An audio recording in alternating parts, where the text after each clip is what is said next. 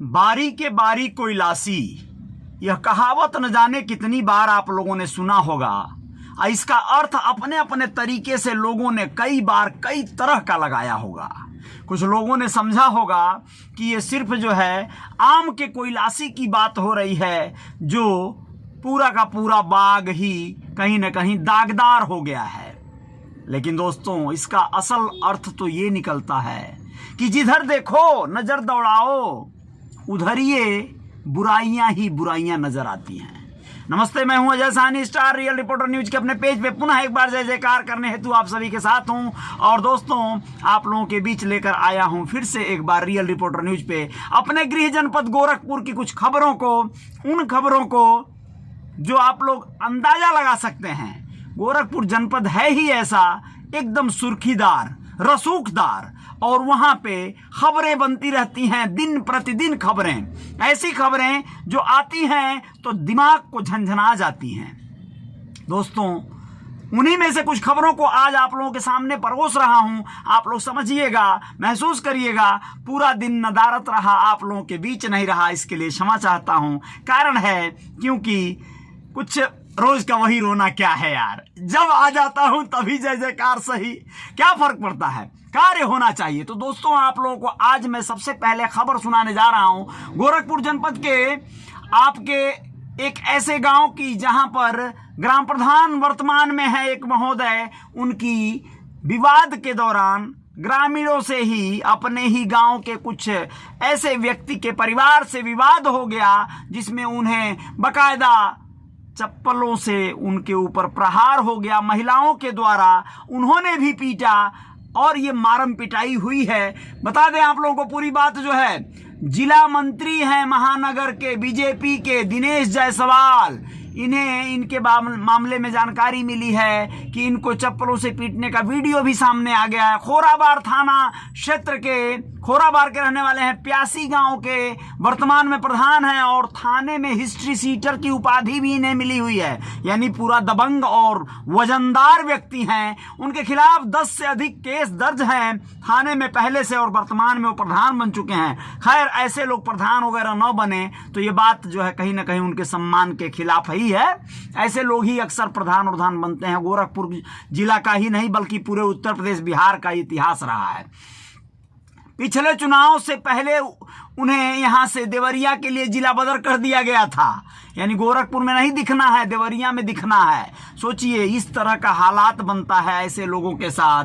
और आप लोगों को बताएं कि यह घटना 5 जनवरी की है, जबकि इस वीडियो को शुक्रवार की शाम सामने आई है, यानी आज ही समझ लीजिए ये सामने आई है मामला, जिसमें निर्माणाधीन सड़क पर जानबूझकर कुछ लोगों की ज्यादा जमीन को सड़क में लेने के दरमियान विवाद बढ़ा और मामला इस तरह बढ़ा कि महिलाओं ने दिनेश जायसवाल की पिटाई कर दी। आप लोग बताएं कि 5 जनवरी को प्यासी गांव में सड़क बनाने के दौरान गांव के ही रहने वाले भाजपा कार्यकर्ता, यानी एक ही पार्टी के दोनों पक्ष के लोग हैं, यानी एक भाजपा है, दूसरे बीडीसी है राजेश मौर्य, भाजपा के प्रधान हैं और भाजपा के ही बीडीसी हैं राजेश मौर्य। इनके साथ भाजपा नेता दिनेश प्रधान का विवाद हो गया, और विवाद होने के बाद आरोप है राजेश का कि उन लोगों ने प्रधानी चुनाव में वोट नहीं दिया था, इसलिए इनको खुन्नस थी, और उस खुन्नस में आकर यह जो है विधायक निधि से सड़क बन रही थी, उसमें ज्यादा जमीन हमारी कब्जा कर रहे थे, जेसीबी लगवा कर हमारा बाउंड्री वाल भी गिरवा दिए। और इस वजह से फिर बाद में हमने विरोध किया तो मारपीट करने चले आए। डीएम को और एसएसपी विपिन टांडा को एप्लीकेशन देकर यह जानकारी दिया है। इन्होंने कहा है कि जिला मंत्री पर कार्रवाई होनी चाहिए, यानी दिनेश जायसवाल पर कार्रवाई की अपील किया है राजेश मौर्य ने।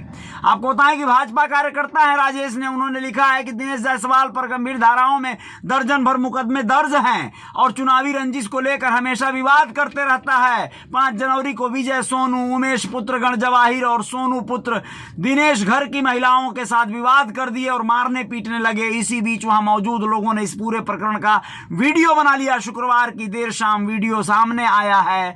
अब ऐसे में राजेश मौर्य कह रहे हैं कि ये लोग दिनेश के साथी और उनके भाई भतीजा पुत्र खुद हमारे घर की महिलाओं को पीटे हैं, लेकिन दिनेश कह रहे हैं कि नहीं नहीं हम नहीं पिटाए हैं। यानी बेइज्जती वाली बात है, इसलिए वो कह रहे हैं कि हम नहीं पिटाए हैं, जबकि महिलाओं ने बहादुरी अपना दिखा दिया। यह बाकायदा जो है रिकॉर्डेड हो गया है। अब आप लोगों को बता दें कि गोरखपुर पुलिस के कारनामे की खबर को जो विगत दिनों मनीष गुप्ता जो कानपुर के रहने वाले एक शख्स की मौत हो गई थी कृष्णा पैलेस होटल में, वह स्पष्ट कर दिया है सीबीआई जांच ने। सीबीआई ने चार्जशीट दाखिल कर दिया है। उसने कहा है कि पुलिस वाले ही असली गुनहगार हैं, मनीष गुप्ता के असली कातिल पुलिस वाले ही हैं। अब तिहाड़ जेल भेजा जा सकता है इन लोगों को, जो लोग पहले से ऑलरेडी गिरफ्तार हैं। तो आप लोगों को बताएं कि सीबीआई ने प्रॉपर्टी डीलर मनीष गुप्ता हत्याकांड में शुक्रवार को चार्जशीट कोर्ट में दाखिल कर दिया और inspector JN Singh, 3 sub inspector, head constable और कांस्टेबल को हत्यारोपी मान लिया।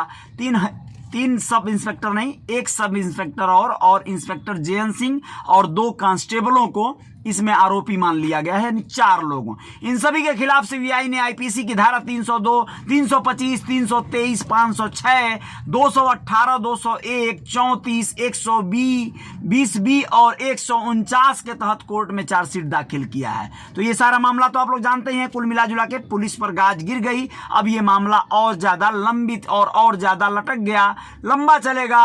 अब क्या न्याय होगा ये कोर्ट का कार्य है, कोर्ट इसमें निर्णय करेगा। अब आप लोगों को और ज्यादा जानकारी दे दें, लॉकडाउन का तीसरी लहर के आगमन का जो दिख रहा है असर, तो वो देश के हर कोने कोने में है। मुंबई महाराष्ट्र में ही नहीं, मध्य प्रदेश में, राजस्थान में, हर जगह में। गोरखपुर में एक ऐसी बात को बताना चाहूंगा, जब सेकेंड वेव आई थी कोरोना की, उस समय एक गांव है जहां पर 60 दिनों में दोस्तों 130 अर्थियां उठी थी उस गांव में, और आज वह गांव पूरी तरह से लगभग बंद सा दिखता है। वहां का हर मोहल्ला, लगभग कई घर वहां पे लॉक हैं, क्योंकि लोग जो है डरे सहमे हैं। जैसे ही थर्ड वेव का संभावना बना है, लोग पलायन पर मजबूर हैं, विवश हैं। तो ये खबर है गोरखपुर के उस गांव की, जहां पर गोरखपुर जिले का गौनर गांव, चौरी चौरा इलाके का ये गांव है। पिछले साल सेकेंड वेव के दौरान 60 दिनों में 130 अर्थियां उठी थी। तो इस डर से अब वहां पर लोग ज्यादातर पलायन करने लगे हैं। तो ये बातें हैं लॉकडाउन और कोरोना से संबंधित। आप लोग सजग रहिएगा, जागरूक रहिएगा, सचेत रहिएगा। लेकिन आप लोग यह जान लीजिए कि लॉकडाउन या कोरोना या इस तरह की आपदाएं, समस्याएं आपके घर, आपके जीवन में, आपके गांव में, आपके शहर में कभी भी आ सकती हैं। 15,000 की आबादी वाला यह गांव है, बड़ा गांव है। कुल 18 टोले हैं। कोरोना की दूसरी लहर में इस गांव का एक भी टोला नहीं बचा जहां 2-3 अर्थियां ना उठी हों। दूसरी लहर के दौरान यहां 20 दिन के अंदर गांव में लगभग 40 से अधिक मौतें हुई थी दोस्तों। ग्रामीणों के मुताबिक यहां करीब 60 दिनों के अंदर 130 लोगों की मौत हो गई थी। तो ये दुखद पहलू है, और ऐसा कहीं ना कहीं नहीं होना चाहिए। लेकिन आप लोग बस इतना समझिएगा कि ऐसे डर और दहशत जब फैल जाती है, या जो चीजों को आंखों से देख चुका रहता है आदमी, तो वहां पर फिर उसे कहीं ना कहीं बहुत ज्यादा झिझोड़ता है, वो परिदृश्य, वो मंजर याद आ जाता है। तो ये हालात हैं गोरखपुर जनपद के। आप लोगों को और कुछ खबरों के साथ रियल रिपोर्टर न्यूज आप लोगों के साथ हाजिर होगा। बने रहिएगा। आप लोग मुझे इंस्टाग्राम पे फॉलो कर लीजिएगा, मेरे YouTube channel real reporter news star को भी सब्सक्राइब कर लीजिएगा, बेल आइकॉन प्रेस कर दीजिएगा, ऑल वाला बटन दबा दीजिएगा। जय जयकार जारी रहेगी। यकीन मानिए, कोशिश करता हूं कि हर हाल में आप लोगों के बीच में बना रहूं। दोस्तों, आप लोगों